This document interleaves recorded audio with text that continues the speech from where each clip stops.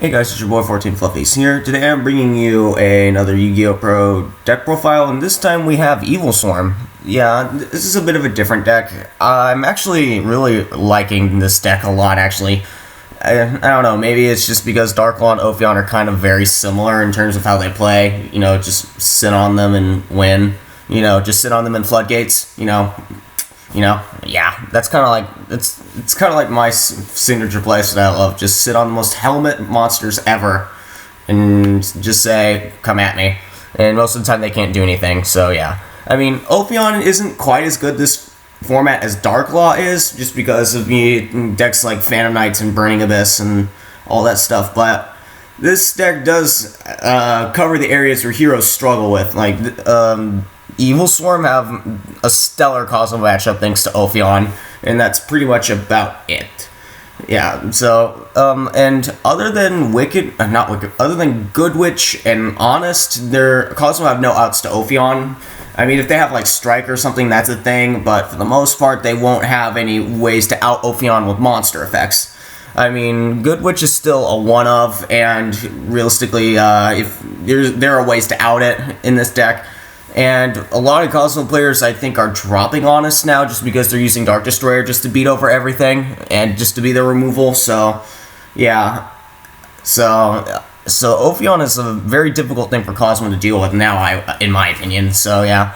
But if you build the deck right to fit the format, of course, any deck could beat the meta at this point, so as we've seen in the past. So starting off with the monster lineup, we have your pretty much standard Evilswarm lineup. You have triple Heliotrope for your Rescue Rabbit and the Unexpected Dies, the triple Caster for your extra normal summons, the triple Kerkion just for your top deck RNG goodness. So yeah, and Kerkion is such a clutch card, especially since it's very easy to turbo it to your head with Infection, but yeah. And next up for the kind of not so standard Evilswarm lineup, and these are just something I've been playing around with and I'm really liking. 2 Evilswarm Kitos. This is this is probably my favorite Evilswarm in the entire deck, just because it lets you it's your built-in spell and trap removal, which means you don't have to main things like MST for things like Monarchs for game 1, and for example, and it really is just good because you can attribute it to blow up a back row and then go instant fusion. And, you know, they're just combos with it, and it combos very well. And same thing with a Lantern. One a Lantern, you contribute it to pop a monster, basically. So, yeah. So basically, we have the whole XL Force lineup. So, yeah, these are definitely the better utility cards of the deck. And for the last we have a 1 Mandragora. It helps, if it's a good card for going second, but most of the time you always want to go first with Evilswarm, because you want to get to the turn 1 Ophion plus Pandemic. So yeah, there's that. And of course for the last monster we have the 1 Rabbit for to get out the Heliotropes. And my spells, like I mentioned before, we're playing 3 Unexpected Die. This is more of a personal tech choice, just because I want to turbo out the Heliotropes. Because, you know, Rescue Rabbit is at 1, and this card does exist, and it's kind of like the philosophy behind if you're playing like a newer build of like Dino Rabbit or something, like you want these so you can get to your Logias and Dulkas, since you don't have 3 Rabbit anymore. So these help with that a lot. I mean, sometimes they can be dead just because you do run out of Heliotropes sometimes. Like if you open this plus Rabbit, you don't want to draw any more of these. So yeah, there's that. So yeah, next 3 up, we have 3 Instant Fusion, just because Norden is ridiculously good in this deck, because if you have your Ophion play, you can go into your Ophion, detach, you can get your Pandemic or Infection, and then you can Instant Fusion for Norden and make any other Exceed play, like Ophion plus Rafflesia, for example. Or Ophion plus a Dark Rebellion Exceed Dragon, that you can then Dragon's Bind, for example. I mean, there are lots of plays. We got 2 Kaiser Coliseum, just because sitting on Ophion and this is really good. I mean, it's similar to sitting on Darklaw plus Kaiser Coliseum, except Darklaw is a lot easier to get over than Ophion, because 1, Ophion is bigger, and 2, your opponent can't summon big monsters under Ophion. So yeah, and for the 1-0s, we have the Raigeki Rhoda and Allure of Darkness. Allure of Darkness I'm actually a little bit iffy on, but I'm deciding to keep it in just because this deck kind of does lack on draw, power, and searching. I mean, yeah, you have the Rhoda and the Infection, But Infection, you actually have to have stuff for Infection, but it is searchable. I mean, and Rhoda is just, it only gets caster, so that's kind of it. But yeah, I'd say this deck's main issue is just the lack of searchability and the lack of draw power. I mean, Ophion and Infection do a lot of work, but other than that, you have no way of searching out your monsters, which is why you definitely need Rhoda for caster. So yeah, and for the traps, we got double Dragon's Bind. Unfortunately you can't Dragon's Bind Ophion because it has 2550, but you can Dragon's Bind Dark Rebellion Exceed Dragon, and it pretty much accomplishes the same thing. Like like I mentioned earlier, you got your Ophion and then you instant fusion for Dark Rebellion, you can Dragon's Bind the Dark Rebellion and still have Ophion's lockdown on top of that. So yeah, it's really neat, and I'm pretty sure instant fusion or Norden is not going to stay at 3 for next format, so these might have to go. Like if Norden just gets banned, these will probably go out for Upstart Goblins. That's what I'm thinking. So yeah, that'll make me sad. But yeah, because Instant Fusion makes this card playable in the deck, and if Instant Fusion goes, I might just have to replace these with something else. I don't know, like Goes in Match or something, because you need the additional Floodgates in this deck. Ophion just doesn't cut it, even though Ophion is kind of immune to power creep. Next 2 ofs, we got 2 Time Space Trapple because we are playing the Rafflesia. Same thing with the Bottomless. But yeah, 2 Magic Drain for the Twin Twisters and the Domains and just any annoying spells. Like if they have the Raigeki and like you say you search out Infection for some reason. But yeah. Yeah, I mean, it's just good for covering your ass or something. Like, it's good for stopping the Stormforths. It's good for stopping all that stuff. And we have, for the 1-ofs, we have a ton of 1-ofs, starting off with the 1 Infection, the 1 Bottomless, Torrential, Vanities, Macrocosmos, Soul Drain, and Salt Morning. Macro and Soul Drain are really good floodgates to this format because of obviously Phantom Knights and Burning Abyss. Phantom Knights, against Phantom Knights, Macro can be a little bit hit or miss since obviously Phantom Knights play multiple Leviair, but realistically, like, Macro hurts them so much more just because they're nothing will go to graveyard and they won't be able to plus off of it basically. So yeah, and Soul Drain obviously is just really good because they can't even use their Phantom Knights effects in graveyard to banish themselves, so that means they can't even get them back with Leviair.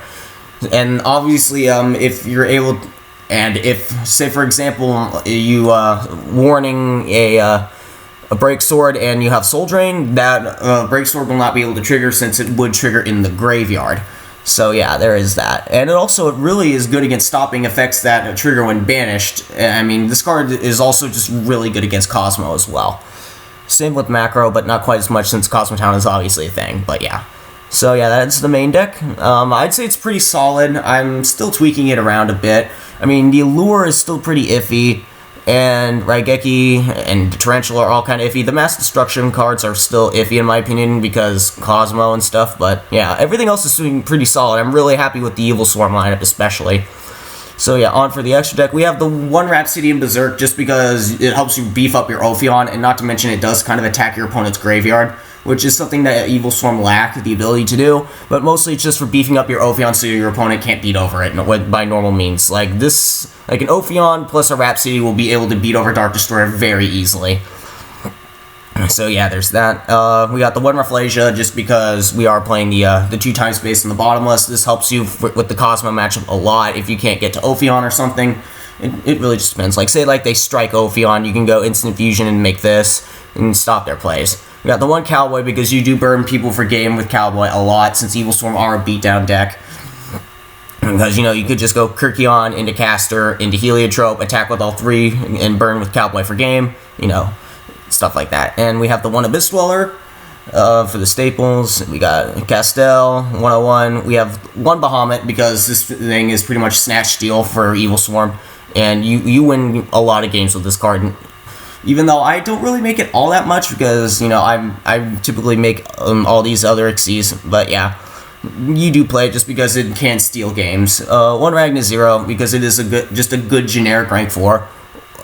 We have Karen Gorgon, Key Beetle to go along with protecting Ophion or protecting Vanity's Emptiness or protecting any of your other floodgates, basically. Dark Rebellion Exceed Dragon for Dragon's Bind or for just beating over monsters. And of course we have the 2 Evilswarm Ophion.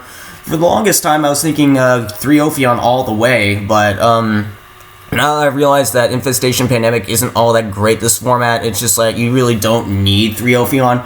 Plus, I've never had the occasion to make 3 Ophion either, so, I mean, it just saves up extra deck space. So, yeah, it's just like, if I would play 3 Ophion, I would have to maybe give up on, like, the Rhapsodian Berserker, or the Cowboy, or the Karen Gorgon, which I've actually never made, so, I don't know. I mean, I could just cycle any of these out at any time, since I actually do plan on picking this deck up in real life. So, yeah, especially since it's a really cheap deck, but yeah. I mean, I have very minimal shopping since I have the majority of this extra deck, minus the Bahamut, the 2 Ophion, and the 2 Nordens, which we are playing 2 Nordens because obviously we're playing Instant Fusion.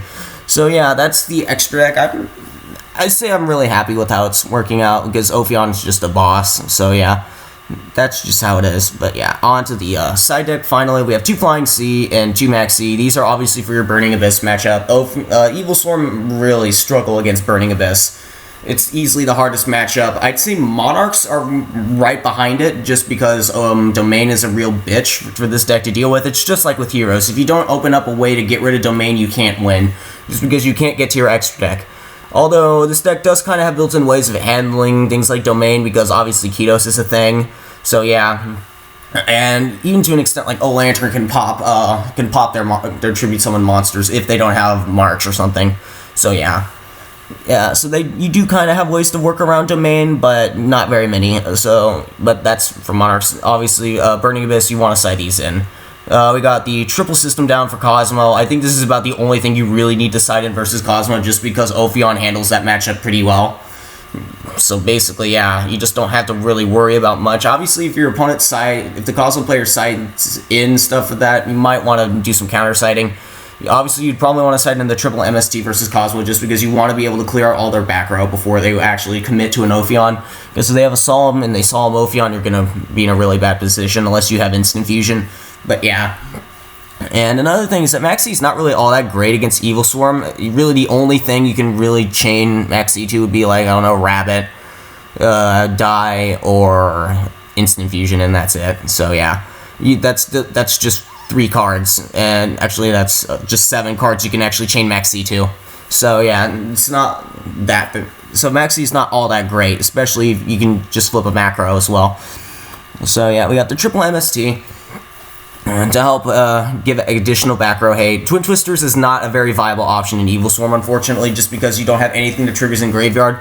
Sure, you can maybe, I don't know, like, set up the Graveyard for Instant Fusion or Kyrkion, but really, Kitos and Lantern do that pretty well just by themselves. So yeah, and next up we got 2 Chain Disappearance. This is just one of my more personal tech cards, just because it hits Monarchs pretty hard with the Vazals, it hits Burning Abyss pretty hard and Phantom Knights. It pretty much hits a lot of rogue matchups, even though I wouldn't say Heroes is a very hard matchup for Evilswarm, just because Ophion is just GG, because you can't make any of your masked heroes, but, like, say, I would definitely side this in versus Heroes, just because it hits Shadow Mist, Bubbleman, and Summoner Monk, like I've discussed in my Chain Disappearance video. But yeah, that's the reason why I'm playing it, just because it really hits a lot of the problem cards that Ophion has a hard time dealing with. And for the last card, we have Triple Mask Restrict from Monarchs. I mean, that's pretty obvious. This thing's a staple in side decks now. It's pretty good. So yeah, that is the deck profile. I'm actually really happy with how this is turning out. I'm probably going to be tweaking it in the future. I'm not sure what next format will have in store. I'm pretty sure Norden's going to go, which means the Instant Fusions will have to go up for something. I don't know. I mean, probably Upstarts. Maybe I'll put the MSTs in there. I don't know. Maybe other Floodgates. So it just depends, really. I mean, I'd like to get some more deck thinning cards in here just to get just to max out on consistency, but yeah. So tell me what you guys think, and I will see you guys in the next video.